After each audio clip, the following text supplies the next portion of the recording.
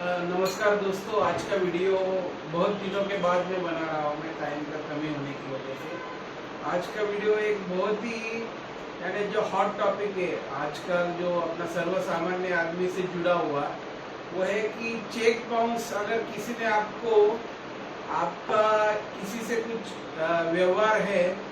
या कुछ आपने फ्लैट या घर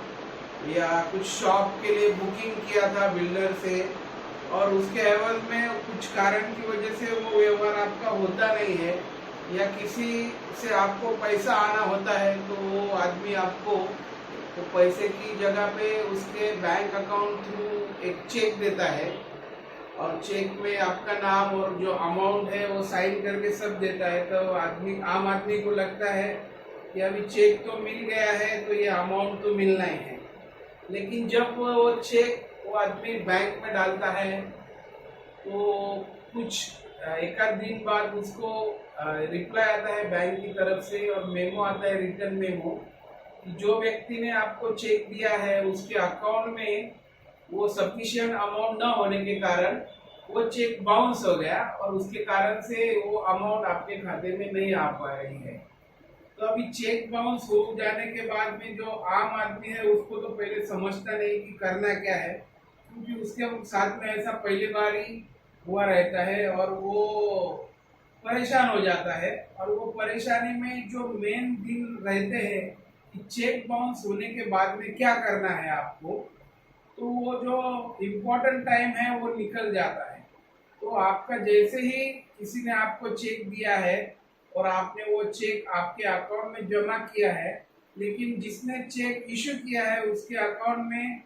वो पैसा नहीं होने के कारण, जो चेक में मेंशन है उतना पैसा सफिशिएंट अमाउंट नहीं होने के कारण वो चेक बाउंस हो जाता है, और आपको जो आने वाली रकम है वो नहीं मिल पाती। उसकी वजह पे आपका बैंक आपको रिप्लाई देता है कि आपने जो चेक डाला है वो आदमी के अकाउंट में पैसा नहीं होने के कारण ये चेक बाउंस हो गया है। अभी ऐसे हालत में तो आपको क्या करना है, तो सबसे पहले आपको वकील के पास जल्द से जल्द, यानी आपको बैंक से मेमो मिल गया कि आपने जो चेक दिया था वो चेक बाउंस हो गया है इनसफिशिएंट फंड की वजह से, वो मेमो का कॉपी लेके और बाकी का डिटेल लेके आपको तुरंत वकील के पास जाना है। और वकील के पास जाने में बिल्कुल ही दिन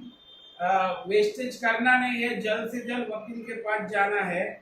तो ये सिचुएशन में चेक बाउंस होता है तो ये आपको पुलिस स्टेशन कंप्लेंट नहीं कर सकते। इसके लिए निगोशिएबल इंस्ट्रूमेंट एक्ट 1881 करके एक अलग से एक्ट बनाया है, और केवल उसी निगोशिएबल इंस्ट्रूमेंट्स एक्ट के तहत ही आप एज अ वकील through section 138 negotiable Instrument act के थ्रू आपको वकील थ्रू सबसे पहले जो आदमी ने आपको चेक दिया है और वो जो बाउंस हो गया है उसको लीगल नोटिस भेजना है कि आपने दिया हुआ चेक बाउंस हो गया है। उसके लिए मेरा जो पैसा आपसे लेना है वो आप 15 दिन के अंदर में मुझे लौटा दीजिए, नहीं तो फिर मैं कोर्ट में आपके खिलाफ कंप्लेंट करूंगा under Negotiable Instrument act section 138 के तहत। और नोटिस जाने के बाद में 15 दिन के अंदर में वो व्यक्ति अगर आपको पैसा दे देता है तो ठीक है, नहीं तो फिर आपको as advocate under Negotiable Instrument Act 1881 के तहत सेक्शन 138 के थ्रू उसके खिलाफ कोर्ट में कंप्लेंट दायर करना है, और बाद में वो पैसा कोर्ट में केस चलेगा उसके थ्रू ही आपको मिल पाएगा। तो जल्द से जल्द ऐसे सिचुएशन में कि आपने जो चेक डाला है तो जो इम्पोर्टेंट डेज है, क्योंकि निगोशिएबल इंस्ट्रूमेंट एक्ट के तहत कॉज ऑफ एक्शन के 30 डेज और बाद में नोटिस भेजने का 15 डेज, यानी ओवरऑल 45 डेज के बाद में तुरंत आपको कोर्ट में केस दाखिल करना है। अगर लेट हो जाता है तो ऑनरेबल कोर्ट, अगर कोई स्पेसिफिक रीजन नहीं रहेगा 45 डेज के बाद, यानी आप कोई बीमार थे या चल नहीं सकते या कुछ इम्पोर्टेंट था या घर में किसी की मौत हो गई, ये स्पेसिफिक कारण अगर है और उसका कुछ एविडेंस है तो ही कोर्ट आपको 45 डेज के बाद में जो अलाउड होता है तो अलाउड करेगा। नहीं तो आपका केस दायर नहीं होगा। इसलिए जल्द से जल्द चेक बाउंस होते ही तुरंत आप एक अच्छे वकील के पास जाइए, उनके पास में मेमो लेके जाइए जो चेक बाउंस हो गया, और बाकी का प्रोसेस जल्द से जल्द चालू कीजिए। तो आपको ये निगोशिएबल इंस्ट्रूमेंट एक्ट के तहत आपका जो पैसा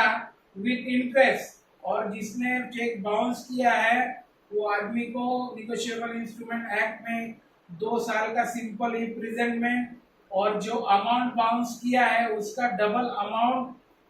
देने का प्रावधान भी निगोशिएबल इंस्ट्रूमेंट एक्ट में है। इसलिए जो इम्पोर्टेंट है चेक बाउंस होने के बाद के वो बिल्कुल ही वेस्ट